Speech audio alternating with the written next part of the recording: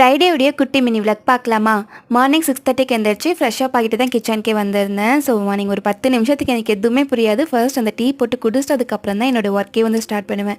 இன்றைக்கி பாப்பா breakfast and lunch ரெண்டுக்குமே வந்து சேமியா பிரியாணி, நவாப்பழம் அண்ட் கியூக்கும்பர் வச்சு பாக்ஸ் பேக் பண்ணி அனுப்பி விட்டாச்சு.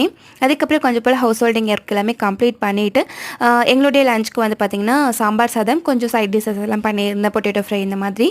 ஸோ சாப்பிட்டு முடிச்சதுக்கப்புறமா இன்றைக்கி எனக்கு தொழுகை இல்லை. ஸோ தட் கொஞ்சம் ரிலாக்ஸாக வந்து பாப்பாக்கு ஏதாவது ஸ்நாக்ஸ் பண்ணலாம் அப்படின்னு சொல்லிட்டு வீட்டில் இந்த பேப்பர் கப் இருந்தது. ஸோ கொஞ்சம் போல் வந்து கப் கேக் மாதிரி ரெடி பண்ணலாம் அப்படின்னு பண்ணிட்டு இருந்தேன். இதோட பேட்டர் எப்படி ரெடி பண்ணேன்னு பார்த்தீங்கன்னா, நம்ம ஆல்ரெடி லாவா பைட்ஸ் பண்ணியிருந்தோம் இல்லையா பணியாரம் கல்ல. ஸோ அதோட பேட்டர் ரெசிபி தான். வேணும்னா நான் லிங்க் வந்து டேக் பண்ணுறேன், மறக்காமல் செக் பண்ணி பாருங்கள் தேவைப்படுறவங்க. ஸோ அது உள்ள சாக்லேட் டிப் பண்ணாமல் அப்படியே வந்து பேக் பண்ணி எடுத்திருந்தேன். நிஜமாக நான் எதிர்பார்க்கவே இல்லை. டேஸ்ட் ரொம்ப சூப்பராக இருந்தது. Really I proud to my self. And then that's all for today's vlog. Video பிடிச்சிருந்ததுன்னா ஷராசும் லைக் அண்ட் சப்ஸ்கிரைப் பண்ணிக்கோங்க. பாய்.